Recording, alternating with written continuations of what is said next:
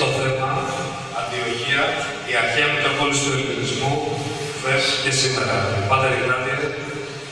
Σεβασμιότατε, Πανασολογίος Λαοί Καθηγούμενε, σεβαστοί πατέρες, εντιμότατα άρχοντες, κυρίες και κύριοι, αποτελεί ιδιαίτερη τιμή για εμένα η πρόσκληση του Σεβαστικού Πολίου Γέροντος Πατρός Βαρθολομαίου, καθηγουμένου της Σεβασμίας Ιεράς Γνώσης Συγμένου Αγιορούς και του Συλλόγου Φίλων αυτής, για να ομιλήσω απόψε σχετικώς με την γενέτειρά μου, την αρχαία Μητρόπολη του Ελληνισμού, την Θεόπολη Αντιόχεια, την Βασίλισσα και τον Μαργαριτάρη της Ανατολής. Αυτή την πρόσκληση, δεν σας κρύβω, την αποδέχτηκα με πολύ χαρά και βαθιά συγκίνηση και αυτό σας ευχαριστώ εκ μέσης της καρδίας. Μετά την καταληκτική νίκη του Μεγάλου Αλεξάνδρου έναντι του Δαρίου του Τρίτου στη μάχη της Ισού το 333 π.Χ. και την ήττα των Περσών, η περιοχή αυτή θα περιέλθει στα χέρια των Ελλήνων. Πριν την ήττα της Αντιόχειας όμως υπήρχαν ήδη στην περιοχή ελληνικές πόλεις, με αρχαιότερη την Ιόνιο, 700 π.Χ., η οποία κατοικούνταν από Αργίους, Κρήτες και Κυπρίους. Η Λιμανία Αίγυπτο, την οποία είχε ιδρύσει ο Μέγας Αλέξανδρος με πρώτους κατοίκους τους στρατιώτες του. Και τέλος η Αντιγόνια με Αθηναίους και Μακεδόνες κατοίκους που είχε ιδρύσει το 307 π.Χ. στρατηγός του Μεγάλου Αλεξάνδρου Αντίγονος. Μετά τον θάνατο του Μεγάλου Αλεξάνδρου και την επικράτηση του Σελεύκου πρώτου, του αποκαλουμένου Νικάτορος, έναντι των ελληνικών επιγόνων, ο τελευταίος θα ιδρύσει την πόλη της Αντιόχειας το 300 π.Χ. επανόμαν του πατέρα του Αντιόχου. Οι πρώτοι κάτοικοι της Αντιόχειας ήταν οι Έλληνες κάτοικοι των πόλεων αυτών, τους οποίους και μετήχησε ο Σέλεκος στην Αντιόχεια, όπου στην πλειοψηφία τους ήταν Αθηναίοι. Η Αντιόχεια θα γίνει η πρωτεύουσα της αυτοκρατορίας των Σελευκηδών. Τα σύνορά της θα εκτείνονται από τις ακτές της Μεσογείου μέχρι τον Ινδό ποταμό. Έτσι σε αυτήν, εκτός από τους Έλληνες, θα σειρεύσουν και άλλοι πληθυσμοί από διαφορετικές εθνότητες, με κυριότερες αυτές των Ιουδαίων και των Σύρων. Αλλά πάντα την πλειοψηφία θα έχουν οι Έλληνες, και ειδικά οι Αθηναίοι, όπου για τον λόγο αυτό, δηλαδή της καταγωγής τους και της παιδείας τους, οι κάτοικοι της Αντιόχειας και η Αντιόχεια αποκαλούνται και Συριάτες Αθήνου. Δεν είναι τυχαία σύνδεση αυτή, καθώς οι Αθηναίοι κάτοικοι της Αντιόχειας φαίνεται να κατάγονται από τη 10η αιχμή των Αθηνών, την Αντιοχίδα. Πολύ αργότερα, το 64 π.Χ., όταν ο Ρωμαίος Πομήρος θα δικατηκτήσει, θα δυσιαβαστεί και θα την τιμήσει λεόντας, καθιστώντας την ως Civitas Libera, ελεύθερη και αυτόνομη πόλη, διότι οι κάτοικοι της είχαν αθηναϊκή καταγωγή. Έτσι, η Αντιόχεια θα καταστεί για πολλούς αιώνες πολιτικό και διοικητικό κέντρο όλης της Ανατολής και όχι μόνο. Το κυριότερο είναι πως θα καταστεί πνευματικό και πολιτιστικό κέντρο της οικουμένης. Τα γράμματα, οι τέχνες, οι σχολές, το θέατρο, οι Ολυμπιακοί αγώνες και η βιβλιοθήκη της θα την κάνουν αξιοζήλευτη. Στη Ρωμαϊκή και Βυζαντινή περίοδο δεν θα χάσει την αξία της, γιατί θα συνεχίσει να παίζει πρωτεύοντα ρόλο στις εξελίξεις του πολιτικού, του στρατιωτικού και κυρίως του πνευματικού τομέα. Ήδη όταν ακόμη ο Κύριος μας Ιησούς Χριστός ήταν ειδικής, είχε μαθητές και πιστούς καταγόμενους από την Αντιόχεια, όπως τον Ευαγγελιστή Λουκά, τον διάκονο Νικολαό, αλλά και τον Άγιο Ιωάννη τον Θεοφόρο, ο οποίος διατέλεσε και επίσκοπος της Αντιοχείας, όπου σύμφωνα με την παράδοση ήταν εκείνο το παιδί που πήρε στην αγκαλιά του Κύριος. Με την επίσκεψη των Αποστόλων Πέτρου και Παύλου, η Αντιόχεια θα καταστεί το ορμητήριο της Νέας Χρήσης και των Αποστόλων. Και από εκεί θα ξεκινούν τις ιεραποστολικές περιοδίες τους για να ευαγγελίσουν τα έθνη. Και όχι άδικα, η Εκκλησία της Αντιόχειας θα χαρακτηριστεί ως η μήτρη Εκκλησία των Εθνών. Στην Αντιόχεια για πρώτη φορά οι μαθητές και πιστοί του Ιησού θα ονομαστούν χριστιανοί. Η Εκκλησία της Αντιόχειας θα έχει πρωταγωνιστικό ρόλο στη διαμόρφωση του δόγματος και της πίστεως.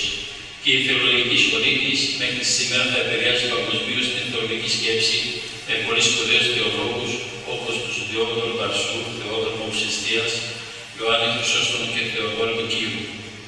Ο μοναχικός βίος επίσης θα αναπτυχθεί και θα καταστήσει την Αντιόχεια και την ευρύτερη περιοχή της μοναστικό κέντρο. Με σπουδαιότερο αυτό του μεγάλου Αγίου Συνόδου του Ιλητή, όπου από όλο τον τότε γνωστό κόσμο πιστοί θα σειραίουν είτε για να μονάσουν κοντά σε σπουδαίους μοναχούς ασκητές, είτε για να τους γνωρίσουν και να ωφεληθούν από την πνευματικότητά τους και τη σοφία τους. Τότε είναι που θα δημιουργηθούν πολλά μοναστήρια στην περιοχή και το ιδιαίτερο χαρακτηριστικό τους θα είναι ότι θα έχουν μοναχούς όχι μόνο Έλληνες αλλά και Σύρους. Αργότερα θα προσθεθούν και άλλες εθνότητες, όπως Αρμένοι, Πέρσες και Ιγυρείς, επιβεβαιώνοντας το οικουμενικό της πνεύμα. Η λειτουργική γλώσσα την εποχή αυτή στην Αντιόχεια είναι η ελληνική. Στα περίχωρα όμως και στα μοναστήρια που βρίσκονται εκεί, κατά περιπτώσεις, ήταν μεικτή, δηλαδή ελληνική και συριακή. Μεγάλη όμως θα είναι και η προσφορά της σε όλες τις εκκλησιαστικές τέχνες, την αγωνία, την ειρηνολογία, την εκκλησιαστική μουσική, την αγιογραφία, με πρωταγιογράφο σύμφωνα με την παράδοση τα Αντιοχεία Ευαγγελιστικά και τα περίφημα μοσαϊκά μοναδικού παγκοσμίου κάλους του κόσμου σήμερα τα μεγαλύτερα μουσεία του κόσμου. Τον 5ο αιώνα μετά Χριστόν, η αυτοκράτηρα Ευδοκία, Αθηναία στην καταγωγή, κατά το ταξίδι της στα Ιεροσόλυμα, επισκέπτηκε την Αντιόχεια και στον λόγο της που εκφώνησε μεταξύ άλλων υπεραπενεύτηκε για την κοινή τους καταγωγή λέγοντας ότι ρέει το ίδιο με αυτούς αίμα στις φυλάδες της. Ο Ιουστινιανός μετά τον καταστροφικό σεισμό του 526 θα την αποκαταστήσει ανοικοδομώντας και ενισχύοντας την σημαντικά έργα και με την προτροπή του Αγίου Σημεών του Θαναστορίδη θα την ονομάσει σε Θεούπολης, για να έχει τη σκέπη και την προστασία του Θεού. Είναι πολύ σημαντικό σε αυτό το σημείο να τονίσουμε ότι όλοι οι αντιοχείς συγγραφείς, είτε στην ελληνιστική περίοδο είτε στη Βυζαντινή, γράφουν μόνο στα ελληνικά. Η Αντιόχεια δεν θα είναι κοιτίδα και φάρος πνευματικός μόνο στην ελληνορωμαϊκή και χριστιανοβυζαντινή εποχή. Θα συνεχίσει να είναι και κατά τη διάρκεια της αραβομουσουλμανικής κατακτήσεως, όπου σε αυτή την περίοδο οι Έλληνες και οι νομαθείς χριστιανοί θα μεταφράσουν την αρχαιολογική σοφία και γνώση στα αραβικά και έτσι αυτή η γνώση θα περάσει από τους Άραβες της Αμμουσίας στην Ευρώπη. Θα δεχτεί ακόμη πολλές επιδρομές στην ιστορία της και κατακτητές όπως τους Πέρσες, Άραβες, Αρμένους, Σελτσούκους και αναδιάστημα θα περιέχουν και πάλι στην κυριότητα των Βυζαντινών. Όμως όχι απολύτως. Οι Σταυροφόροι θα την καταλάβουν το 1098 και θα ιδρύσουν το πρωτυπά της Αντιόχειας. Εκείνη την εποχή στην Αντιόχεια υπήρχαν πολλές εθνότητες, ένα εκ των κατακτήσεων του Αλτέρανου. Διακρίνονται 6 κοινότητες, αυτές των Ελλήνων, Αρμενίων, Σύρων και Φράγκων, που ήταν οι χριστιανοί κάτοικοι της πόλης. Οι Άραβες με τους Τούρκους ήταν οι μουσουλμάνοι κάτοικοι της. Το 1268 ο Μαμελούκος Μπάιπαρς θα εκδιώξει τους Σταυροφόρους, καταλαμβάνοντας μαζί με την Αντιόχεια και την ευρύτερη περιοχή, προκαλώντας τεράστιες καταστροφές στην πόλη και τους κατοίκους της. Μάλιστα, τότε η έδρα του Πατριαρχείου θα εξαναγκαστεί να μεταφερθεί στη Δαμασκό. Τότε, όπως αναφέρουν και περιηγητές και ιστορικοί, ο Μπάιπαρς θα σφάξει 17.000 χριστιανούς κατοίκους της Αντιόχειας και θα μεταφέρει 15.000 ως αιχμαλώτους και δούλους στην Αλεξάνδρεια. Έκτοτε δυστυχώς αυτός ο φάρος πολιτισμού και παιδείας δεν θα ανακάμψει, αλλά όμως μέχρι σήμερα αυτό το φως το οποίο μεταλαμβάνεσαι στην οικουμένη δεν έχει σβήσει. Δεν υπάρχει επιστημονικός κλάδος, άλλος περισσότερο και άλλος λιγότερο που να μην αναφέρει στην Αντιόχεια. Το 1515 ο Σελίμ, ο πρώτος, θα την συμπεριλάβει στις κτήσεις της Οθωμανικής Αυτοκρατορίας. Το 1832 όμως ο διοικητής Αιγύπτου, Μεχμέτ Αλή Πασάς, θα την καταλάβει, ενώ θα αναγκαστεί να την επιστρέψει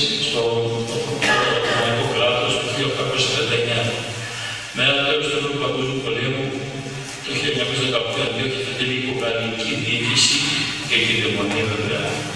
Και το 1938 θα γίνει αυτόνομο κράτος έως όπου το 1939 θα ενωθεί με την τουρκική δημοκρατία. Στην ουσία θα δοθεί ως αντάλλαγμα από τους Γάλλους στο τουρκικό κράτος για την μη συμμετοχή της Τουρκίας στο πλευρό των Γερμανών.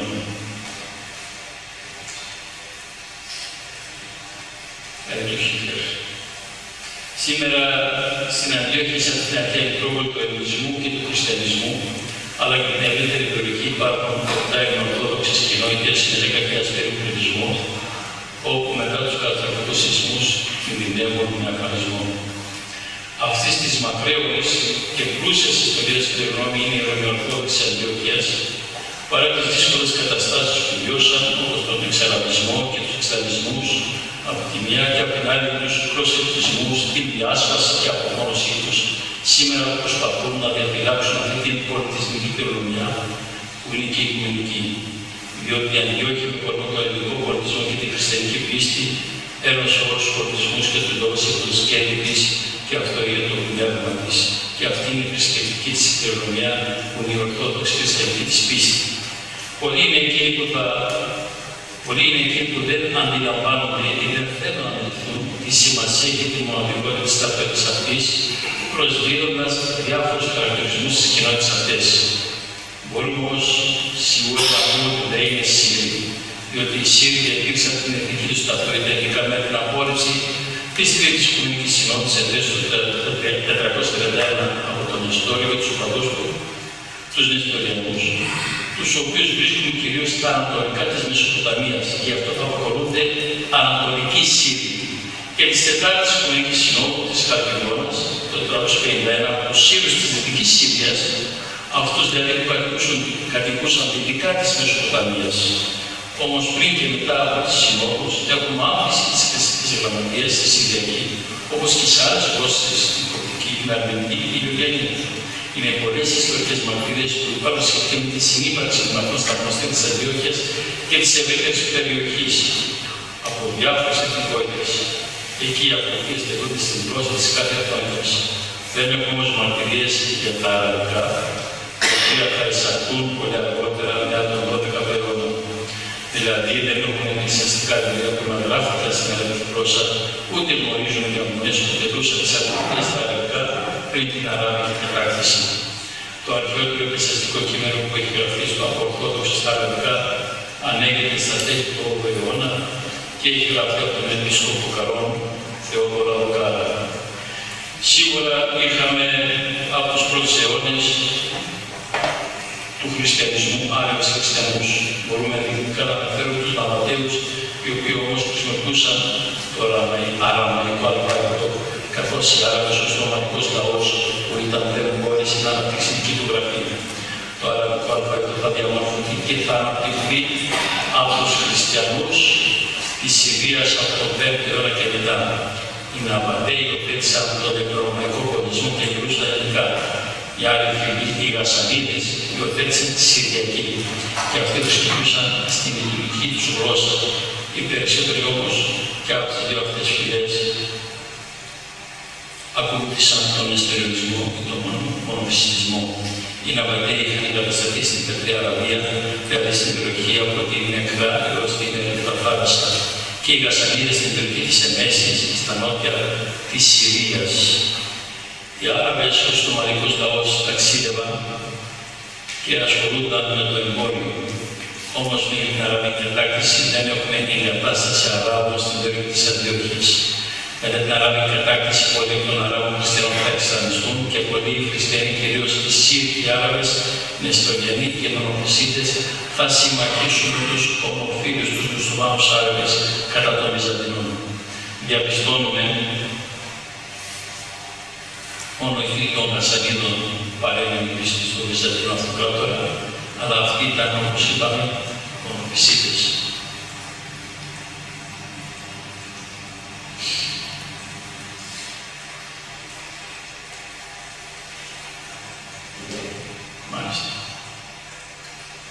Διαπιστώνουμε ότι ήδη από τον 7ο αιώνα οι Σύριοι και πολλοί Άραβες χριστιανοί διαχώρισαν τη θέση τους και είναι ξεκάθαρο πλέον ποιοι παρέμειναν πιστοί στον Βασιλιά και την Ορθόδοξη πίστη. Αυτοί οι Ρωμαίοι ή οι Μελκίτες, όπως τους αποκάλυψαν, που σημαίνει βασιλικός, δηλαδή η ελληνική καθολική Ρωμή και μερίδα Αράβων χριστιανών, όπως προανέφερε οι Βασανίδες, αλλά ήταν μονοφυσίτες αυτοί.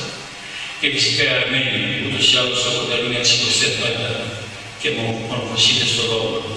Πολλοί όμως πρέπει να τονίσουν ότι αυτοί οι χριστιανοί Άραβες δεν ήταν εγκαταστημένοι στην περιοχή της Αντιόχειας. Μετά την εδραίωση του στα παραγωγικού κράτους θα υπάρχουν συστηματικοί εξαραβισμοί και εξαραβισμοί. Όταν θα έρθουν το Μαΐ το 1515, όλοι οι Ορθόδοξοι θα υπαρχούν στο Ρώμο Μιλετή, στο γένος των Ρωμιών, υπό την ηγεσία του έκτοτε Οικουμενικού Πατριάρχου Κωνσταντινούπολεως. Στις απογραφές που έχουν γίνει κατά καιρούς από το Οθωμανικό κράτος, από την Αντιόχεια μέχρι την Μερσίνα, γίνεται αναφορά στα νότια της Τουρκίας απέναντι από την Κύπρωση. Δεν ξέρω πού είναι ακριβώς. Γίνεται αναφορά μόνο σε Ρωμαιοορθοδόξους και από τον 19ο αιώνα και μετά γίνεται αναφορά και σε Αραβόφωνους ή Άραβους Ορθοδόξους που υποδείχοντα αριθμητικά των Ρωμαιοορθοδόξων. Αυτή η διαλαθροποίηση μπορεί να δικαιολογηθεί λόγω της έντασης και του διχασμού που επικρατούσε εκείνη την περίοδο, που ξένοι τεχνιέντες δημιούργησαν οι Ρώσοι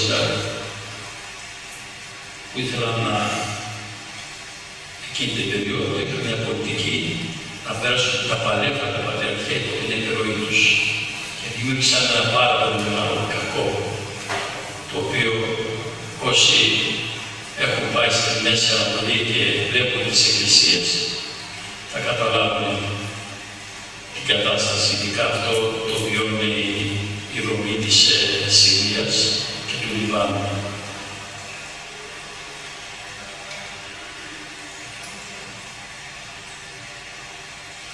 Αυτή η διαφοροποίηση μπορεί να δικαιολογηθεί λόγω της έντασης και του διχασμού που επικρατούσε εκείνη την περίοδο που ξένοι τεχνιέντες δημιούργησαν για να διασπάσουν το πατριαρχείο και την Εκκλησία της Αντιόχειας. Εκείνη την εποχή στις κοινότητες αυτές επικρατούσαν τρεις γλώσσες, τα τουρκικά, τα ελληνικά και τα αραβικά.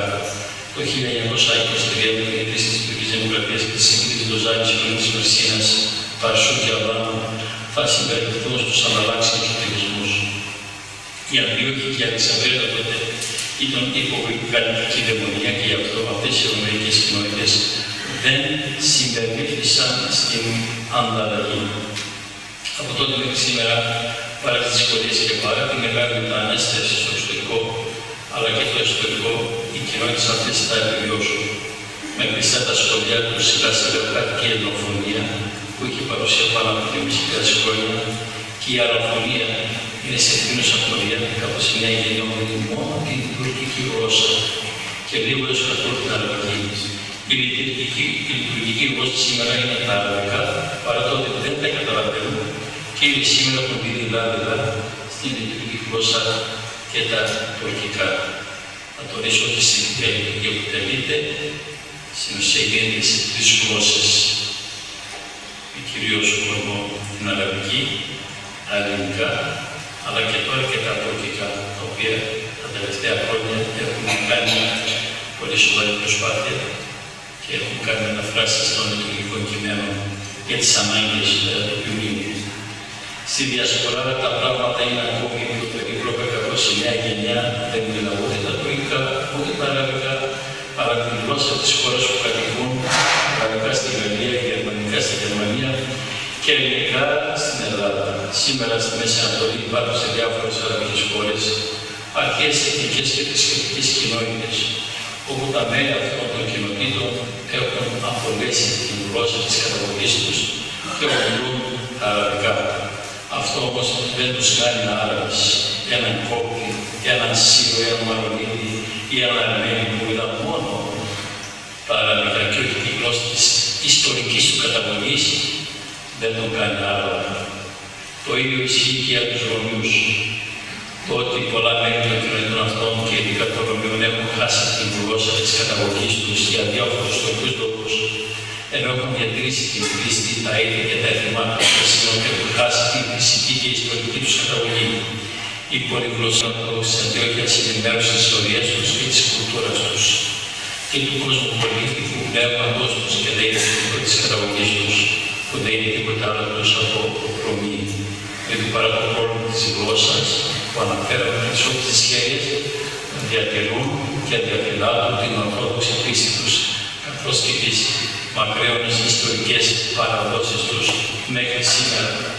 Και τόνισα αυτό το σημείο, αγαπητοί μου, διότι υπάρχει μια τεράστια προπαγάνδα τον τελευταίο καιρό.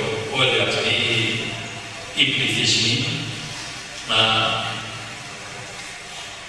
τους αποχαρακτηρίσουν από Ρωμιούς, με εθνική καταγωγή, ιστορική εθνική καταγωγή την ελληνική, και να τους χαρακτηρίσουν ως Άραβες, κάτι ανύπαρκτο και το οποίο οι ίδιοι είναι ελαχίστων προπαγανδιστών, δεν το δέχονται.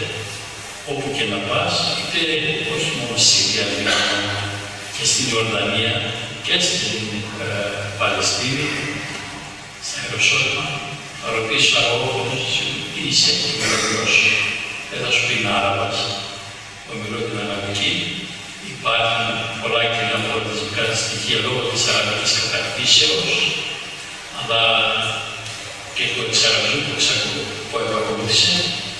Όμως ο αραβικός πολιτισμός αναπτύχθηκε χάρη σε αυτούς τους χριστιανικούς πληθυσμούς και τους ελληνικούς και τους Συριακούς. Οι Σύριοι είναι οι αρχαίοι Ασσύριοι της περιοχής. Γι' αυτό ήθελα να επικεντρωθώ και να το αναφέρω, διότι δυστυχώς σήμερα εδώ δεν έχουμε ενημέρωση. Έχουν πλήρη άδεια όλων αυτών των θεμάτων. Ένα χρόνο πριν, στις 6 Φεβρουαρίου, όλη η ανθρωπότητα μου ξύπνησε με το άκουσμα της είδησης του φωνικού και καταστροφικού σεισμού, που έπληξε την νοτιοανατολική Τουρκία και όλη η Συρία ταυτόχρονα, αφήνοντας πίσω τους χιλιάδες νεκρούς, τραυματίες, αλλά και μέχρι σήμερα χιλιάδες αγνοούμενους. Ο καταστροφικός σεισμός έπληξε 11 νομούς της Τουρκίας και επηρέασε τις ζωές 15 εκατομμύριων ανθρώπων, προκαλώντας μεγάλη ανθρωπιστική, οικονομική αλλά και κοινωνική κρίση στην χώρα, όπου εκατομμύρια άνθρωποι αναγκάστηκαν να εγκαταλείψουν τις αιστείες τους και να μετακινηθούν σε πιο ασφαλείς περιοχές. Τη μεγαλύτερη όμως καταστροφή υπέστη ο νομός Χατάι, ο νομός Αντιόχειας που λέγεται σήμερα Χατάι. Ήθελε ο Μουσταφά Κεμάλ, επειδή ήταν διοικητής της Συρίας, ήθελε να πάρει την περιοχή και άλλαξε την ονομασία. Δεν ήθελε να παραμείνει η ονομασία της περιοχής, δεν μπορείτε να παραλλάξει το όνομα, να παραμείνει η ονομασία της περιοχής Αντιόχεια και την ονομασία Χατάι, λέγοντας και προπαγανδίζοντας ότι εμείς δεν είμαστε Μογγόλοι, είμαστε αρχαίοι Χεταίοι. Οπότε το Χατάι προέρχεται από την ονομασία των Χεταίων και η Χατούσα, την πρωτεύουσα της αυτοκρατορίας των Χεταίων, έξω από την Άγγελα. Και αυτό μεταμορφώθηκε σε Χατάι και παρέμβει ως σήμερα. Οπότε ο νομός Χατάι είναι 1.600.000 πληθυσμού και κυρίως η πρωτεύουσα του νομού η Αντιόχεια για 180.000 πληθυσμού, όπου η καταστροφή ήταν σχεδόν ολοκληρωτική, αφήνοντας πίσω χιλιάδες νεκρούς και τραυματίες. Τι έφτανε οι Ρωμιοί εκεί, οι κοινότητες μας, οι εκκλησίες μας. Οι εκκλησίες μας ισοπεδώθηκαν, τα σπίτια καταστράφηκαν, εκατοντάδες οι νεκροί, συγγενείς, φίλοι, γνωστοί, διασκορπίστηκαν. Πολλοί μετανέστευσαν εσωτερικά σε άλλες πόλεις, στην Κωνσταντινούπολη, στην Άγκυρα, στα παράλια, και όσοι μπόρεσαν να παραμείνουν σε άλλες μικρές πόλεις της περιοχής. Όλες αυτές οι κοινότητες για την ομοιοσύνη της Τουρκίας έχουν πολύ μεγάλη σημασία, διότι μετά την Κωνσταντινούπολη, που σήμερα η κοινότητα εκεί μαζί με την Ήμπρο και την Πέντο δεν ξεπερνάει πλέον. Οι πιο ουσιαστικοί είναι 2.500, δεν είναι 2.500, λιγότερο από 2.000 που παραμείνουν. και περισσότεροι ηλικιωμένοι. Μετά την Κωνσταντινούπολη, μάλλον στην Τουρκία σήμερα, η μεγαλύτερη Ρωμαϊκή Ορθόδοξη κοινότητα που υπάρχει είναι αυτή της Αντιοχίας. Και στην Κωνσταντινούπολη ζουν, εκτός από τους Ρωμαίους της Κωνσταντινούπολης και 2.000 Ρωμαίοι, αυτή η Αντιοχία. Κυρίως νέοι σε ηλικία που αναγκάστηκαν να φύγουν για να μπορέσουν να έχουν καλύτερο μέλλον για επαγγελματικούς λόγους. Και αυτοί, τα παιδιά τους, χάρη στα παιδιά τους και την παρουσία τους, πολλά σχολεία παραμένουν ανοιχτά και πολλά ιδρύματα στην Κωνσταντινούπολη παραμένουν ανοιχτά, χάρη σε αυτήν την παρουσία των ανθρώπων.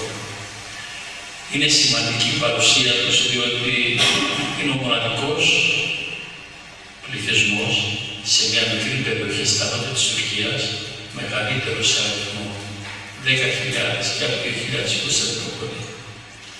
Αυτός ο ιστορικός πληθυσμός, αυτές τις ιστορικές κοινότητες θα προηγούνται πλέον με αφανισμό, με τον σεισμό,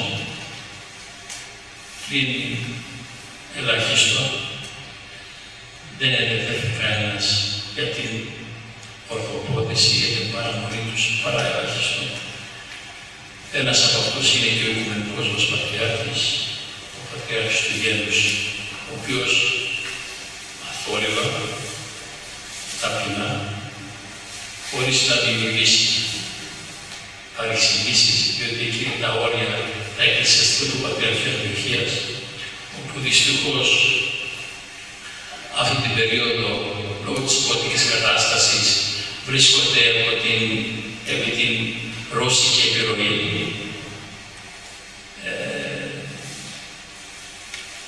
Προσπαθεί να βοηθήσει και να ενισχύσει αυτές τις κοινότητες, διότι το Πατριαρχείο Αντιοχίας βρισκόταν με έδρα στην Συρία και λόγω του εμβολέου της κατάστασης εκεί και την πολιτική αναταραχή που υπάρχει στο Λίβανο, δεν μπορεί να κάνει τίποτε. Ελάχιστα γίνανε. Και σήμερα πολλά εγκλήματα, πολλές οργανώσεις, κυρίως προτεσταντικές, χορεύουν. Οι προτεστάντες έχουν δημιουργήσει 21 σχολεία στην Αντιοχία. Όχι σε χριστιανούς, όχι σε μουσουλμάνους. Έτσι εδραιώνουν την παρουσία τους στην περιοχή, που με πολύ αγώνα εμείς τότε με τον μακαριστό του πολίτη Χαλεπίου Παύλο κάναμε πολύ μεγάλο αγώνα για να αποτρέψουμε τον προσελκυσμό. Σήμερα δυστυχώς όλοι αυτοί οι πληθυσμοί, όλοι αυτοί οι άνθρωποι έχουν αφαιρέσει την τύχη τους. Και δυστυχώς πάλι λέω ότι παρά την επιθυμία και την προθυμία του Παναγιώτου Πατριάρχου μας να βοηθήσει όσο μπορεί, είναι περιορισμένες οι δυνατότητες του. Τώρα, εμείς βρήκαμε την ευκαιρία ότι να βοηθήσουμε να αναγερθούν οι εκκλησίες, είναι και το έτοιμο των πιστών. Θέλουμε τις εκκλησίες μας. Αν παραμείνουν οι εκκλησίες μας, και μιλούν για αρχαίες εκκλησίες, κτίσματα 700 ετών, 600 ετών, όπου συγκαλώθηκαν. Το έτοιμο είναι να αναστηλωθούν οι εκκλησίες πρώτα. Εμείς βρήκαμε και την ευκαιρία, σε αυτήν την παρούσα στιγμή, να ξεκινήσουμε την προσπάθειά μας να ανοιγγύρουμε ελληνικό σχολείο, να επαναφέρουμε την ελληνομάθεια στην περιοχή και στα νέα παιδιά και στη νέα γενιά. Ότι δεν υπάρχει σχολείο είναι μια από τις αιτίες που πολλοί πάνε στην Κωνσταντινούπολη για να βάλουν τα παιδιά τους στα μειονοτικά σχολεία που υπάρχουν και να μάθουν ελληνικά. Εμείς θέλουμε να επαναφέρουμε την ελληνομάθεια στην περιοχή, να κάνουμε και το σχολείο, να γίνουν και οι ναοί και όλα αυτά με τις προσπάθειες όλων εκεί των ανθρώπων που αγωνίζονται πραγματικά για να μην ξεριζωθούν. Διότι κακά τα ψέματα, όποιος φύγει, δύσκολα θα επιστρέψει. Και όσοι κατάγονται από αυτές τις περιοχές ή όχι, όσοι έχουν υπηρετήσει σε τέτοιες περιοχές, αντιλαμβάνονται αυτά που λέω. Πήγατε στην Καπαδοκία γέροντα, είχαμε κάνει κάποτε μια εκδρομή στην Καπαδοκία με νέα παιδιά που είχαν διοχεία. Εκεί στα μοναστήρια που είδατε, πήγαν να συλλάβουν. Ξέρετε γιατί? Γιατί τα παιδιά ήρθαν να πληρώσουν εισιτήριο. Ποια αιτιολογία?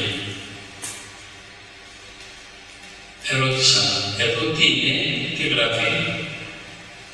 Ορθόδοξο μοναστήρι. Εμείς είμαστε ορθόδοξοι, δεν? Και είμαστε τουρκοί πολίτες. Εσείς όταν μπαίνετε στα τζαμιά πληρώνετε εισιτήριο? Όχι, τους πάνε. Ούτε εμείς θα πληρώσουμε εισιτήριο να μπούμε στο μοναστήρι μας. Και έγινε ολόκληρη φασαρία. Και παραλέοντας σε αυτό εγώ ήρθα, τελικά ήρθε ο διευθυντής, λύθηκε παρεξήγη και δεν πλήρωσε εισιτήριο τα παιδιά.